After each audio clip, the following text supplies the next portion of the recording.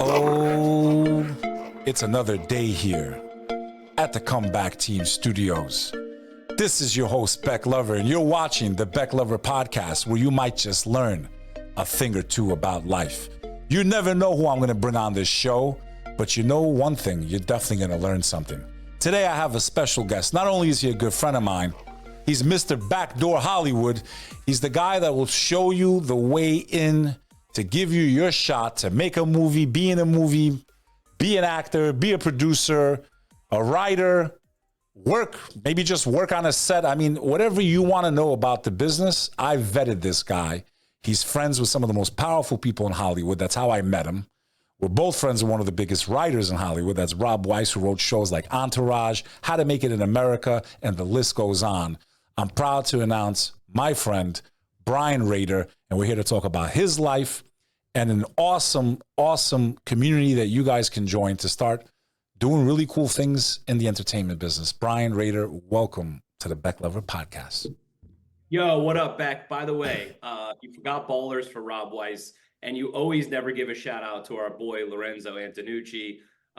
You forget this. By the way, for anyone who's watching this, this is not the first podcast Beck and I have done. Done one for this. You say I never. First of all, I always give them shout outs. You didn't even give me a chance to get into how we met. I was about to cover how we met each other, hang out. I never give them. I give them shout outs all the time. I posted their films. And what are you talking about, man? Lorenzo, don't worry. I got you, bro. Lorenzo Antonucci's a G legend, handsome, freaking everything. Actor, producer. The movie Jersey Bread is on Prime Video. I shot videos out all week last year. What are you talking about? I shot my guys out. We're the New York crew that's in Hollywood, brother. Anyway, let's dive in, Beck. We only got an hour. Let's cover it all. Let's go. Brian Rader, where does your life start here in America? Yeah, so my great-great-grandparents came over on the boat and landed in New York. I'm a New Yorker by nature. All my friends are New Yorkers. Honestly, I would say the majority are. I gravitate toward people that understand New York culture, fast, out loud, outgoing, outspoken, right to the point. Let's cut the shit and get down to it. Those are always the people. So I grew up in New York City. I spent a lot of time, and then I also spent a lot of time on Long Island. Playing sports was definitely embedded in me from a young age. I know I've told you this before, but for all your viewers and my viewers, I had a learning disability as a kid. It was really tough. I had something to overcome. Didn't start reading until third grade. Shout out to Miss Chiffo, aka Miss Castro Giovanni, my elementary school teacher, which, by the way, 20% of all money from my Coffee Talk mugs go straight to her class, which is a learning disabled kids class. So I took the short bus, but I didn't actually take it. My mom drove me to school. I didn't want to be seen by my other normal friends taking that bus. So you were sped, but you weren't on the sped bus. Yeah, correct. And I was in a class with back then in the 80s, they just threw you into a classroom of kids that had physical, mental, all kinds of disabilities. For me, it was reading and writing I had issues with, but my math skills were off the charts. I guess that's why I now do budgets for studios and production companies, and I deal with all the money on financing, when it comes to TV and entertainment. But after I, started sports really was the catapult to me understanding socially, what is it like to work with a lot of people, be a captain of a ship like I do for production nowadays. Back then, I was, the captain of my football, basketball, volleyball teams, things like that. So I understood what it was like to be able to take a group of people and overcome challenges, which really is what the entertainment business really is all about. So basically, you had some challenges in the earlier part of your life, and you found basically your resilience was through sports. Sports basically helped you overcome some of the picking, the people making fun of you, and you became a leader in your school by through sports. Totally, 100%. Now you finish high school, you go to where? University of Maryland, College Park. I was originally an architecture major. I went there for architecture, and because they had a great basketball team, I was a redshirt freshman basketball player. I played with players like Steve Blake and the whole 02 winning NCAA team. I had a torn rotator cuff, stopped playing basketball. But I stopped doing architecture, even though it was great in design. I sat there for 24 hours drawing, and I was like, "Fuck this, I'm done." I took all the film classes that you could possibly take at the University of Maryland, even though for me that wasn't my major. I graduated with a kinesiology degree, which is about 12 credits shy of being pre-med. My dad is a veterinarian and a doctor, so I thought, hey, maybe I'll go into medicine. Got out of school with kinesiology, ran fitness clubs like New York Sports Club LA for 2 to 3 years. And then I followed a salesperson there into finance. So I worked during the mortgage boom business back in 04 to 06 when everybody could get a mortgage prior to the crash. D-paper mortgages, 500 credit score, let's get you some money and get you a house. So crushed it in that, got recruited by JP Morgan for residential and private banking. And after that, I then walked onto a film set, convinced the producer to take a chance on me. That movie was called I Sell the Dead with Dominic Moynihan and Ron Perlman. Walking on the city street for a minute, talked to this producer. Next thing I know, he offered me a job. I left Wall Street, never looked back. And then a year later, the market crashed. So I guess it was a good move. So you basically walked into the Hollywood business. Yeah, I mean, to cut back, in college, I was an actor first. I started off acting, but I didn't want to be an actor. People said I was funny.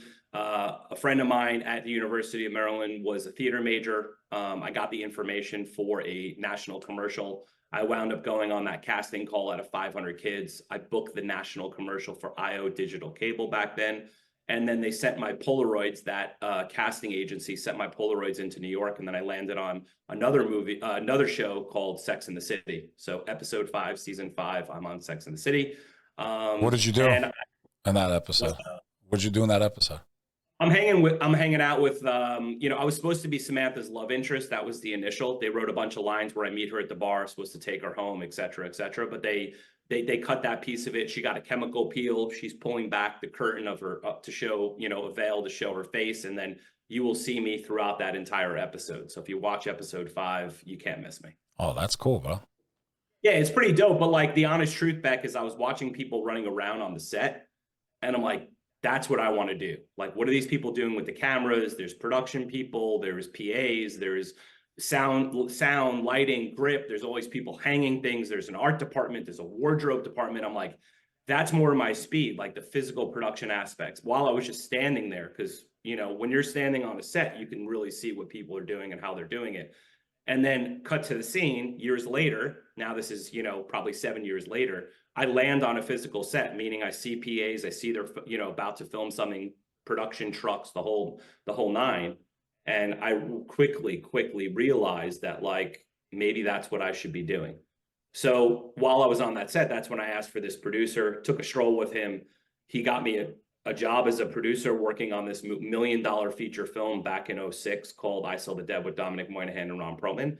And then I worked on a few movies with that production company, Glass Eye Pix, shout out to Larry Fessenden. And then from there, I went movie to movie. And then I worked on huge movies. I worked on Crystal Skull with Spielberg and Lucas. I worked on Sisterhood of the Traveling Pants 2. I worked on the movie Fighting with Channing Tatum. So there were a lot bigger movies that I then learned really the ins and outs of the business and kind of climbed up from there. Then I went from production coordinating to production managing and assistant directing. And at that point, I started working in reality TV when the writer's strike happened in 08. And when the writer's strike happened, scripted stuff shuts down. So a lot of people go toward commercials and or reality TV. And I got sucked into the reality TV business. And because I was in the reality TV business, I was working on these big shows like Legally Blonde, Search for the Next Superstar on Broadway, Stylista on the CW network, and one that everybody knows, which is Project Runway. And after I did Project Runway, that's when I took 2 suitcases. Tim Gunn made a phone call to Lifetime, and I moved out to Hollywood. I took those 2 suitcases out here. I went to a premiere STK Steakhouse out here, walked a red carpet, did the whole dance in the show, came to Hollywood, and never left. And now I've been out here over 17 years in Hollywood, 20 years in the business. What would you say to that aspiring actor or someone that has an amazing idea to write a film or whatever, anyone that wants to really break into this industry? I mean, without information, you're gonna spend a lot of your time trying to get the answers before you can even start to achieve what you're set out for. So how do we save some people some time out there that want to break into the business or know what they're up against? Yeah, so you're looking at a Raiders Coffee Talk Entertainment in a Cup poster. You're seeing my Raiders Coffee Talk mug. I've got a Raiders Coffee Talk hat. Why do I have these things? Beck's drinking out of his. The reason why is I wanted to create a community of people where everyone can learn in that community from people like me and many other executives in the industry. So whether it is our buddy Rob Weiss, who did Ballers Entourage, How to Make in America, writer, director, producer, our buddy, Lorenzo, who's been acting in huge things like Game of Thrones and his recent Jersey Bread movie, or Ian Ziering, who you mentioned, who came on. These are all people that are veterans. They have 20, 30, 40 years experience in the industry. When they come on every 2 weeks to talk to my community then on a Zoom is able to have Q&A. They can ask questions and get the answers they need for their projects, for their careers, for their business within the entertainment business. That's why I created the community. Outside of that, we have a private Facebook group. We have job listings. We have a file cabinet that houses all of our documents. So budgets, decks for development. We have cheat sheets like for writers, directors, producers, actors that tell you these are the things you should be doing. Are you doing those things? And then outside of our private Facebook, our file cabinet, we house all of our previous videos. So anyone who comes in later, there is at least 10 videos right now that you can watch of all those people giving those answers. So I wanted to create this community after 20 years of knowledge because I want to take what's in my brain and give it to all these people, as well as all these other executives and writers, directors, producers, actors in the industry to give the insights into the industry so that people, when they join, they get the answers. They don't have to Google stuff. You don't have to read 30 books. You can just ask the question in our Facebook group or come to a community Zoom like the one we're doing tonight. And, every 2 weeks I have a new guest, just like you have me on your podcast right now, or one of your people, like you've got questions. I've got answers. Let's get these people the information that they need. Because once you have the information and you understand it, then you can build your career properly. So if you're a writer and taking you through the writing process when you're first starting out, asking questions to other writers that have been in the business for 40 years, you're going to learn a lot of information. Same thing with directors, producers, actors, and such. For someone that wants to be a writer, to be able to sit there from the comfort of your home or anywhere you are and listen to a guy like Rob Weiss, who's absolutely, for me, it's just mind-boggling. I'm even friends with you guys, especially Rob. Wrote one of my favorite shows of all time. And, so to have that type of access and to really from the horse's mouth hear how the industry works from insiders, not some watered down version of it. They can come into your community and ask any question they want and have that type of access. People, let me tell you something. When people saw me in pictures with you and Rob and Laurent, like, how do you meet Rob? Like, how did you meet this guy? Like, can I meet people begging me to introduce them in real life? And here they are. They can just sign up for your community, pay a very small fee to get priceless information if they're interested in making a movie or being an actor or an actress or a writer, or how to maybe get a job and being on production or being on set. Like, guys, I've vetted these people. These are my friends. This is not some gimmick. Like, this is no joke. What's interesting though, Beck, that I find the coolest part is with technology nowadays, you can literally Google someone. So you can see my Wikipedia page, you can see my IMDb, you can go to my LinkedIn and see all my credits. You could see the 50 to 100 shows I've worked on and the movies I've produced. It all pops up, yeah. And what studios I've worked for, the production companies I've had deals with. All of these things are at our disposal, just like Instagram, TikTok, LinkedIn, Facebook.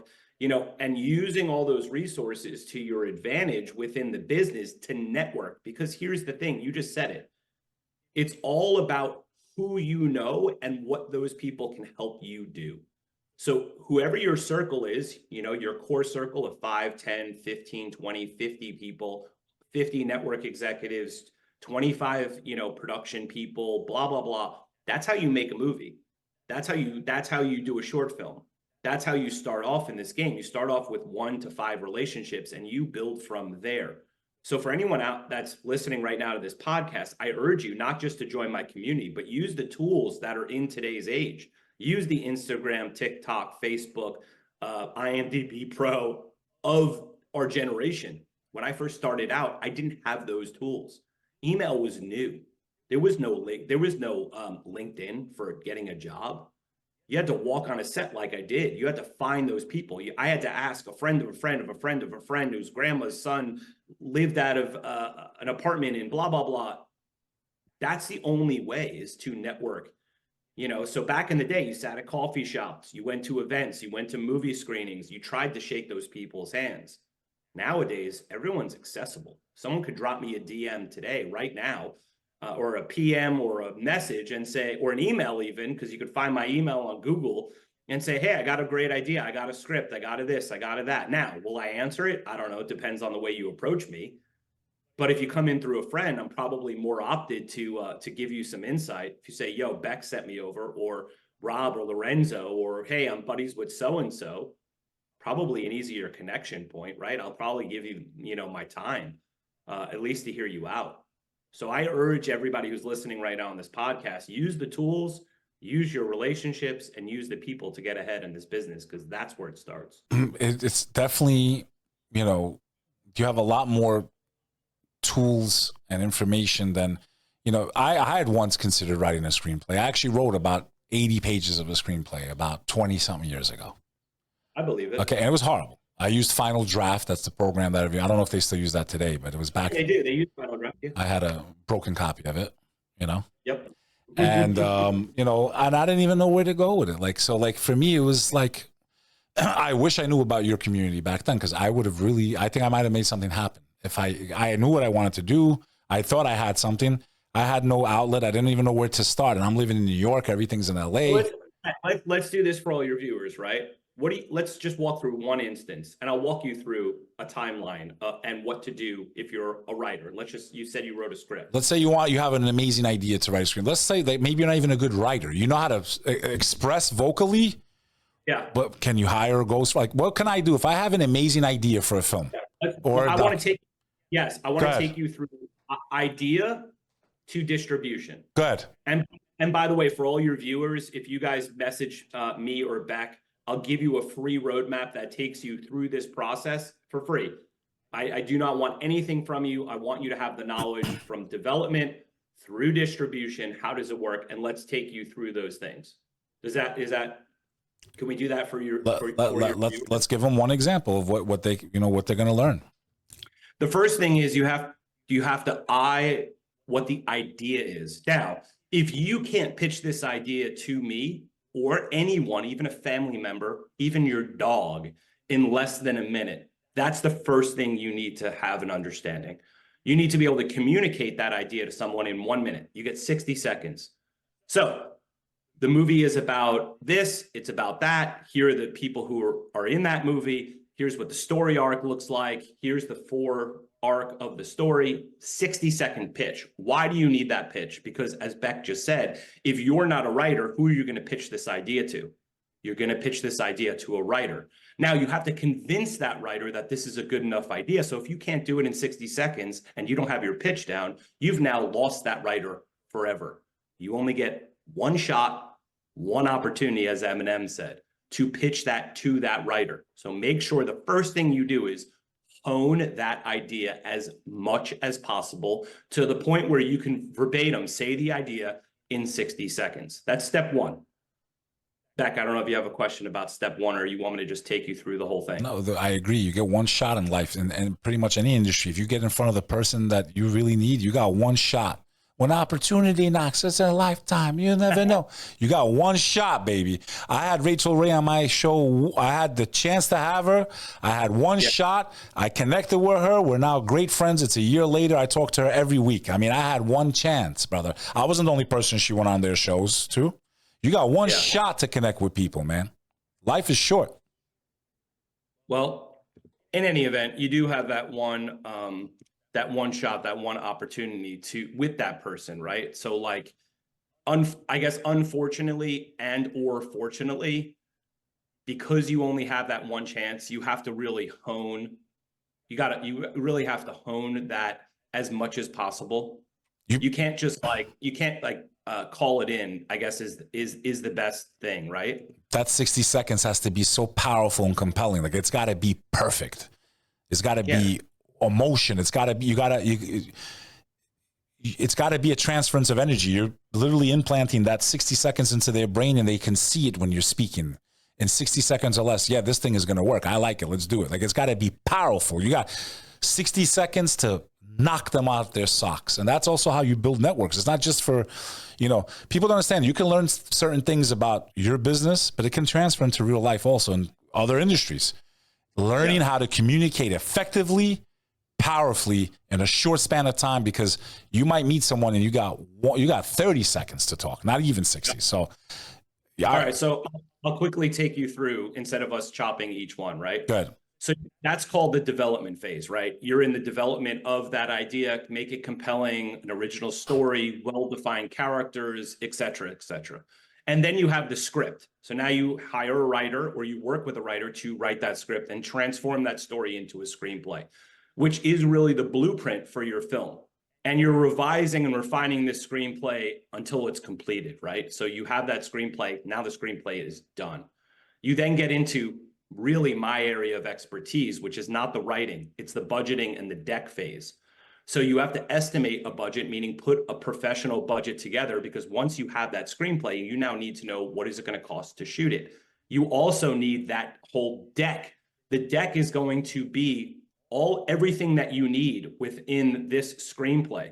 So the characters, the synopsis, the log line, pictures, what kind of budget you'll need, because you'll have to put the budget into that deck. You're going to have to go through your distribution. How much does it cost for the financing? What actors are already attached to it? Do you have a director? These are all things in your deck. So now you've got your elements, is what I call it. You've got the script. You have your idea in the script. You then have your deck. And now you have a budget. You have your three-prong. No matter what show, movie, whatever, you really need that three-prong. And by the way, if you're doing a TV show, you need a pilot script, not a full script for the movie. Now you're into financing. Are you independently raising this money? Are you taking this to a production company? Are you taking it to a studio, et cetera, et cetera? Let's pretend you're independently financing $1 million feature film. Now you got that $1 million. Great. Now we're on to pre-production. You got the money. So you got to get your actors assembled, your cast, you have to hire your key crew, you got to get the production designer, you got to secure filming locations, all the things that are needed, right, for the entire production process. Now you head into production. So once you're in production, obviously that's the filming of whatever you're shooting, whether that's a TV pilot or a full series, or you have that, full feature film, however many days you're shooting, 18 days, 30 days, whatever that is. After you produce that and you now have the production done and it's shot, now you have to move into post-production. So you have to assemble and edit all the footage to create the final narrative. You have to have the sound effects, music, dialogue. You got to make sure it's all dialed in, et cetera, et cetera. You have to add, all the temp stuff that you're going to put into it. You then have to put it into color correction. There's a lot of steps within post-production, but you have the post-production. Then you have to get feedback, meaning you have to have a screening with your friends, family. You have to get all these people to watch it and give you feedback on little areas that maybe you can, shorten this scene, or, hey, this doesn't look right, or whatever those things are. Then you have to finalize, which means you have to put the final version, i.e. final cut of that version of whatever you're doing. So now it's done, it's completed. And then you got to market this thing, which means you have to create a marketing strategy to promote the film or the show, whichever. If you're working with a studio, they'll promote it. If you're working independently, you need to do all this work. And then you got to have a premiere, right? Red carpet, invite everybody. They all have to see the final version. Maybe you get some press there. And then you got to move into distribution, which is really the last one. How do you get the most amount of eyeballs to see whatever this product is that you've done? So you got to release it in theaters or various distribution channels. You have to continue to promote it on all your social channels. Maybe you submit it to film festivals. You got to get recognition, awards, et cetera, et cetera, et cetera. But that is the 10-step Raiders Coffee Talk process from development through distribution. And yes, within each one of these steps, there's a ton of other things that you need to do in steps. But that is the basic couple-minute pitch of one thing that I'd like to give all your viewers and my viewers for free, which is the roadmap. Just shoot Bek a DM with the word map, and I'll give Bek the link for this for free, just so you guys can check it out. Or shoot me a DM or a message or back channel or whatever you call it.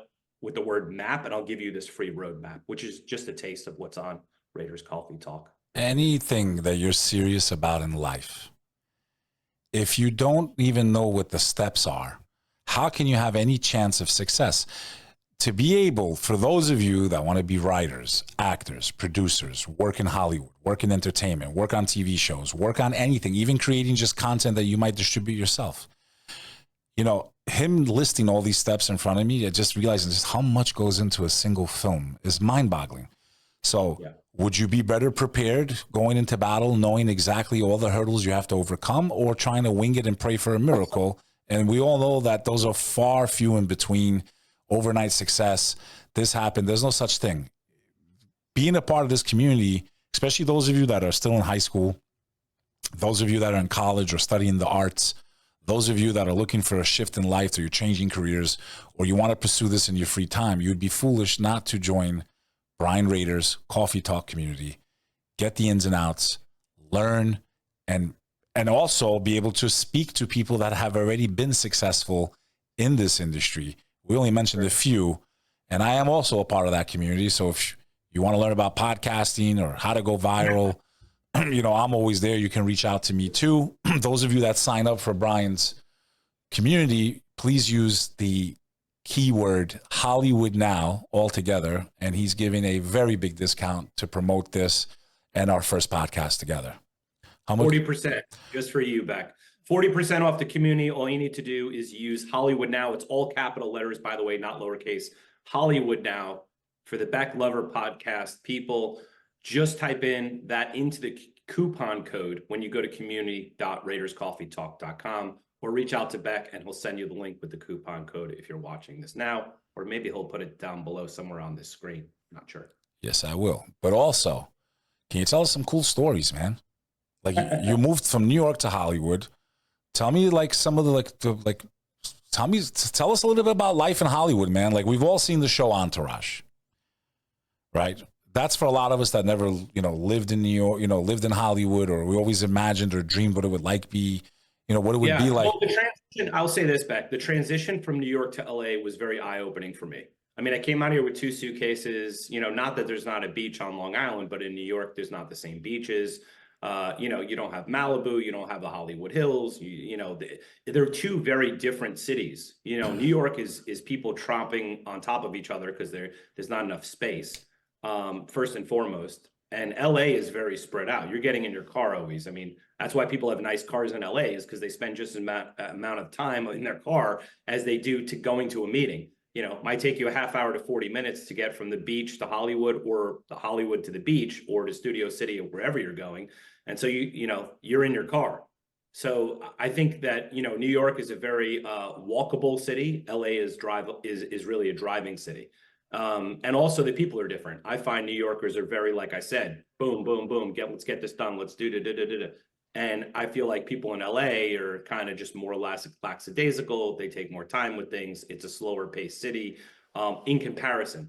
And so me bringing New York to LA, I think it resonated, because people were like, oh shit, this guy's trying to get stuff done. Like he's not waiting a week to send an email. He's sending it right now while he's talking with me. And that's the biggest thing that I think I noticed, and the biggest thing for me, at least. What do you feel about the last few years, brother? Has things, I feel like you guys have, honestly, I just came back. We were together last week. Great seeing you guys. But in my opinion, I do feel like you guys have recovered a lot better than we have here in New York City. The energy is absolutely horrible right now compared to what it was before everything closed down. So am I right? Because I've noticed a big difference in the energy. It seems a lot more positive lately, in Hollywood at least, and Santa Monica. I do think, look, I think all cities went through, catastrophic, not just COVID shutting us down, but really in Hollywood, it's been the unions. We've now endured or did endure over a 6-month lag in the industry between the writer, director, and SAG strikes, which was about a 6-month period. But even before that, it slows down before those strikes. So you're talking about a 9 month to 12 months that it was completely desolate. I'm talking 50% of people out of work, including those that work on the physical production, meaning the day players and the those people that work job to job that are independent contractors, as well as the W-2 employees, 50% of those people lost their jobs. Whether you're a development, production, finance person, whatever, you got canned during that period. Yeah. And I think now we're starting to see a little bit more movement, some development, more projects that are going to start to get made. And I think, the IATSE strike is coming up too. And I think What's that? yeah, IATSE are all the other unions outside of those for electricians and grips and hair, makeup, wardrobe. Like a lot of those things, for editors, cinematographers, they all fall into IATSE. The other unions with that they have individually, but they're coming up soon. So because of that, there's now this other lag and hesitation to go into production during that period of negotiations. Whenever there's a negotiation within the union, people get hesitant, which means it pulls on the purse strings of those studios, networks, and the people making TV, film, etc. And even investors are a little bit lackadaisical. So yes, we got hit hard, but I think we're now starting to just slowly come back up and out of it. And yes, the energy I think is better than it has been in LA. I can't speak for New York. I haven't been back to New York in a long time. My whole family moved to the West Coast. I just had Mother's Day with my mom. She lives here, and my sister came into LA, and she lives in, my parents live in the desert. My sister lives in Orange County. I live in LA proper, dead center, West Hollywood. Yeah. I mean, my whole fam came here, but I do think that things are getting better, to answer your question, Beck. What about the future of the entertainment business? AI seems to be, in my opinion, posing maybe a major threat to people that want to be actors, maybe even writers, maybe even what I do, voiceover and all that stuff. So how do we protect the organic art form of the entertainment business? What do you see happening, in your opinion, in the next 10 to 20 years? And is there a way to protect the human involvement in entertainment? I'm going to take a deep breath on that one, because it's a lot, right? Number one, AI was one of the things that was in the negotiations of the DGA, WGA, and SAG contracts, because actors were worried, writers were worried, directors were worried about how AI would play a role in all of that. And yes, IATSE will have the same thing. Unfortunately, I think we need to embrace technology. That is something we've always had and will always continue to have as things gear up and that's from the beginning of time of cameras. I mean, very rarely do people shoot on film. Now it's digital, right? So we went from a film industry, film industry, to digital industry. The cameras used to be huge. Now they're smaller. There's a lot of efficiencies that happen with technology, and to get back to AI, I think we just need to embrace the fact that the technology does exist. You have the option whether or not you're going to use it. Meaning, is this an AI project or is it not? And which piece do you use? Was it written through AI? Is it being shown through AI? These are all things. But to answer your question, I do think less than 10% of all things in the few years to come will use AI as a tool in that way. And I think what we're talking about are those big blockbuster hits. I even went to just go see Planet of the Apes this weekend, and the movie was fantastic. Ton of technology, none of which was AI, but it was a huge, anything over $100 million to me is a blockbuster. That's what I call it. And those will still exist. I think we just have to embrace technology. That's really what it comes down to. Why, haven't we had, is there seasons in Hollywood? What I mean by that is, I remember growing up, from the whole 90s, right? 80s, 90s, we always had all these great gangster films. And I feel like we don't have any more gangster films as we used to. They're not as popular in the Hollywood genre, in my opinion. I could be wrong, but now I feel like it's all shifted to the Planet of the Apes, the X-Men, the Avengers, and all this stuff. What's going on? And I'm talking about feature films. I'm not talking about television. I don't agree with that. I mean, Scorsese just came out with Killers of the Flower Moon. That is considered a gangster flick for sure. It is definitely in that genre of crime. Is it still a top genre, you think, in your opinion? Yeah, I do. I think that there's a time and a place. I mean, crime right now of TV shows is at an all-time high.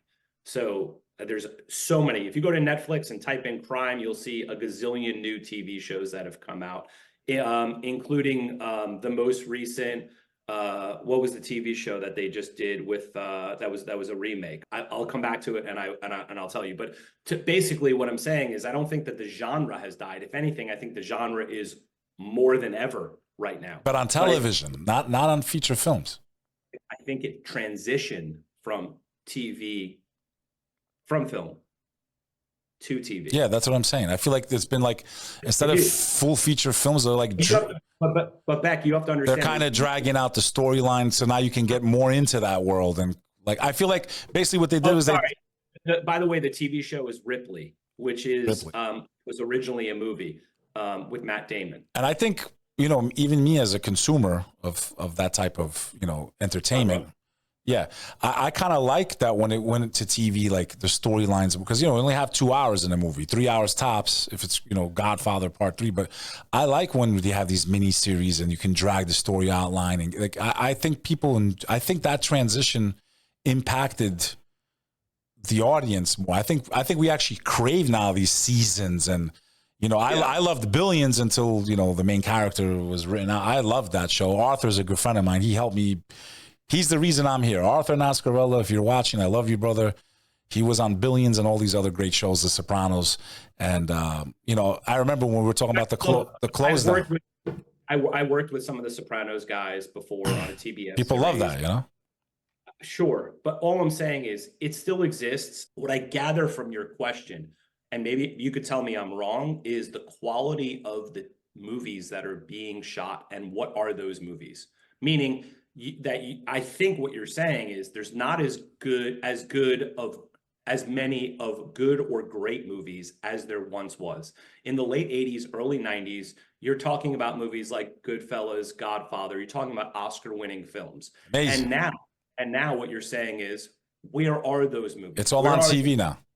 Where are those leading men characters? Where are those movies that a guy's guy wants to go to the theater and really watch those movies versus this, you know, Marvel Universe movies and these CGI and AI, you know, all these things that have now played a part in the movie making. Where are the real films? And I think that's what ultimately your question was. It wasn't about crime.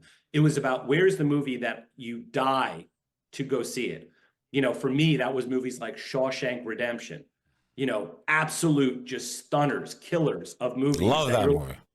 Right, where you walk out and you're like, oh my God, where is this movie been all my life? And I think that honestly, that's a transition of the time and the time period that we're in. I think we've moved into a different generation of movie making. Unfortunately, those still exist, right? Like Once Upon a Time in Hollywood, Quentin Tarantino just came out with that a couple of years ago, and that was fantastic. Or Killers of the Flower Moon with Scorsese. The problem that I'm finding is it's hard to replicate the movies, The Raging Bulls, The Taxi Drivers, the movies that as a guy's guy that we look to and we point to, the Goodfellas, the Godfathers. Those are the ones that I think you're now talking about and now I'm talking about in regards to fantastic movies where you watch or you get out of a theater and you're like, whoa, that's the greatest movie I've ever seen. And I think we're in a new era, a new caliber of director, a different type of writer, a different type of studio that are making those movies and TV shows. Folks, Brian Rader, Hollywood veteran. He knows the ins and outs. His community knows the ins and outs. If you want to learn how to get into this game and save yourself a lot of trial and error, this is the guy to do it for you. Join his community. I'm there also. Brian Rader's Coffee Talk. Google it. Type in the code Hollywood Now and start your journey onto the big screen today. 100%. Just go to community.raiderscoffeetalk.com. One last thing.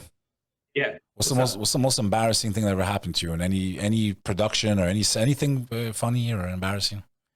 Anything cool you could tell us? I can tell you cool shit and people I've worked with. I could ramble off, you know, I work with Spielberg and Lucas, and, you know, George Lucas came in that day and he asked me, where's the camera setup for the day as an on-set coordinator on Crystal Skull. We had 12 cameras on that day specifically. They were placed in all different places. And I froze up like a deer in headlights because one of my biggest icons ever just asked me, where's the camera setup today? And I didn't know. The honest truth was there was 6 different setups. I don't know what this guy So when I watch Indiana Jones, yes, Crystal Skull, which by the way, my girl, that's like her favorite genre is all the Indiana Jones movies. Like she's obsessed with them. I did. I worked 10 feet from Spielberg and Lucas. I worked with Shia LaBeouf when he just came off of Transformers. He had come from the Transformers movie, the first one that he ever did, and he then landed on that set. And I worked with them for 2 weeks in Connecticut on that movie. The entire opening, which takes place all in Connecticut, the driving sequences through the school library, all of those I witnessed in person being shot. We're talking hundreds of millions of dollars film. I got to meet people like Harrison Ford. Yes, it was one of my greatest, oh my God, I'm really now in the business moments of all time. And it's amazing when these things happen to us in our life. And it's what I want the audience to understand. I knew nothing about podcasting. I went through a lot of trial and error. I went through a lot of probably not as hard times it would have been if I had a community to join and would have learned a lot of these things before I even attempted to do my podcast. And that's the beauty of information, the world that we live in. It's why Brian's on my show. I am in the entertainment world. I've reached billions of people, and I wanted to give you guys a shortcut because a lot of you hit me up and go, hey, I really want to, how do you meet all these people? How did you meet Rachel Ray? How did you get Tyrese to post your videos on his Instagram, which is crazy, right? We're talking about the king of the Fast and the Furious. 4 posts, it didn't happen overnight, folks. And if you can save yourself time, you're also saving yourself a lot of heartache, a lot of money that might go down the drain. Information is power. If you want to be in the game, you want to learn how, this is my guy. I vetted him. You've heard it from the horse's mouth. Check him up. Google his name. Google his IMBD, and you're going to see he's a great resource for all of you that are entertaining the entertainment business. This is Bek Lover with my man, Brian Ryder. Brian, close us out, brother. I appreciate you guys. Do me a favor. Go to community.raiderscoffeetalk.com. Go watch the video and then click on join here. For Bek, and only because it's Bek, I'm offering 40% off my community. I just wanted to extend the invitation to all his viewers. Make sure you guys are putting in the coupon code capital Hollywood Now, all caps, Hollywood Now. Hit apply. You'll get 40% off the community for Raiders Coffee Talk. Thanks, Bek. I appreciate you having me on your pod. And I can't wait to see you in LA again. There you go, folks. You control your ship. You can make the decisions that change your life. If you want to be in the entertainment business, I just gave you a big shortcut. This is the Bek Lover Podcast, where you might just learn a thing or two about life. And today you learned a thing or two about Hollywood. With Brian Raider, this is Bek Lover signing off. To the next episode on the Bek Lover Podcast. Thanks, Bek. I appreciate you, bro. Ciao. Bek Lover.